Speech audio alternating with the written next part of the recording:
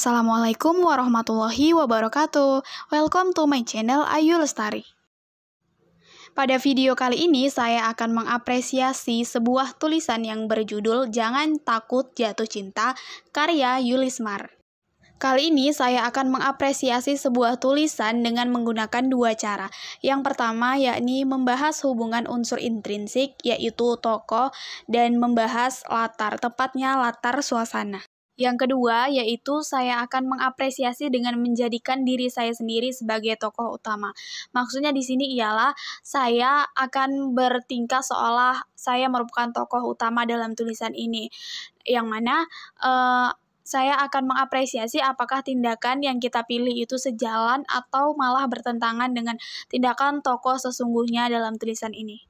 Sebelum saya mengapresiasinya, di sini saya akan mengulas sedikit mengenai sinopsis cerita yang berjudul Jangan Takut Jatuh Cinta. Dalam tulisan ini menceritakan tentang seorang anak remaja yang sedang dimabuk cinta dengan seorang pemuda yang disebut sebagai Paduka. Tetapi kisah asmaranya ditentang oleh sang ayah. Kemudian dengan sekeras hati, sang gadis tadi meluluhkan hati sang ayah untuk mendapatkan restu.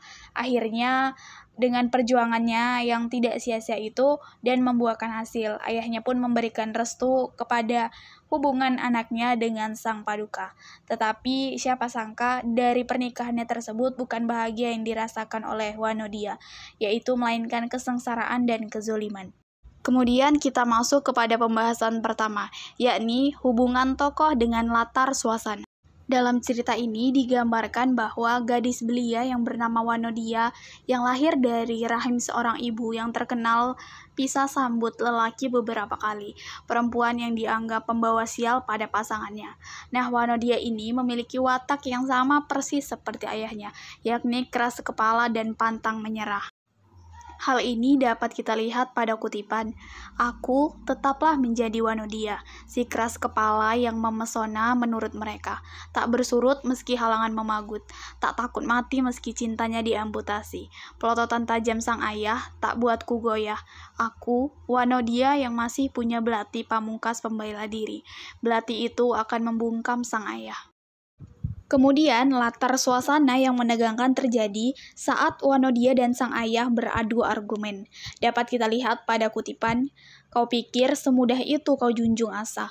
Kau bak pemabuk yang tak kenal lagi logika," hardik sang ayah pada putrinya.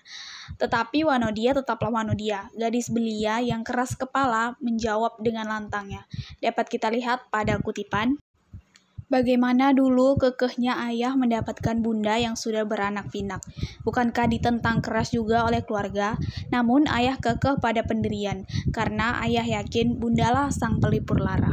Wanodia mengingatkan kembali kejadian tentang perjuangan sang ayah saat ingin mempersunting ibunya. Kejadiannya hampir mirip dengan yang dialami Wanodia saat ini. Dulu ayahnya jatuh cinta kepada ibunya, yakni seorang perempuan yang lebih tua darinya dan sudah memiliki 7 orang anak. Tetapi hubungannya dilarang keras oleh orang tua sang ayah. Dapat kita lihat dalam kutipan, "Dia lebih pantas sebagai makmu tenimbang istrimu." Tetapi sekeras hati menentang, akhirnya ayah dan ibu Wanodia mendapatkan restu dan akhirnya mereka hidup bersama. Kejadian itu sama halnya dengan peristiwa saat Wanodia menentang sang ayah untuk mendapatkan restu. Akhirnya setelah perdebatan yang panjang, sang ayah pun memberikan restu untuk Wanodia menikah dengan sang Paduka. Di sini terdapat latar suasana yang mengharukan. Dapat kita lihat dalam kutipan, Ayah menangis. Aku Wanodia berlari dan mendekap lelaki renta yang tengah menitikkan air mata. Ini adalah air mata kedua laki-laki itu setelah Amai tak memberinya restu." Latar suasana menyenangkan terdapat pada kutipan, "Janur kuningku sebagai Wanodia melambai. Keras hati demi belahan jiwa kini sudah tercapai. Gadis jelita, perempuan satu-satunya semeringah menatap manja yang kupaduka. Namun aku masihlah Wanodia manusia biasa, yang hanya diberi sang pencipta untuk tahu hidup seadanya." Peristiwa ini terjadi saat pernikahan Wanodia dan Paduka akan dilangsungkan. Wanodia merasa senang dan bahagia karena berhasil mendapatkan restu dari sang ayah demi bisa bersama dengan belahan jiwanya, yaitu sang Paduka. Kemudian latar suasana menyedihkan juga terdapat dalam cerita ini, yakni pada kutipan, "Aku Wanodia tak lagi memiliki keindahan secantik Arunika dan Swastamita, nyaris tak keduanya. Tak sanggup lagi tengadah, tak mampu lagi berpongah. Para pencari cinta yang kecewa tentu tertawa, mencibir takdir yang tak kusuka, menari gembira atas derita yang kukunya. Wanodia yang menderita atas pernikahannya dengan Paduka, ia tak menyangka bahwa kisah cintanya dengan Paduka yang dianggap sebagai raja yang akan melindunginya malah berbalik mengkhianatinya. Wanodia berpikir bahwa kisah cintanya akan berakhir seperti kisah sang ayah dan ibunya. Tetapi apalah daya, Wanodia malah mendapatkan kepiluan dan kezoliman dari sang Paduka. Hal itu dibuktikan dalam kutipan 365 hari, 9 kali itu lamanya. Aku, Wanodia, berpoles madu berinti tuba. Selama itulah Wanodia merasakan luka dan zolim dari sang Paduka. Masuk ke pembahasan kedua, yakni mengapresiasi dengan menjadikan diri sendiri sebagai tokoh utama. Nah, di sini saya akan menempatkan diri saya sebagai tokoh utama, yakni Wanodia.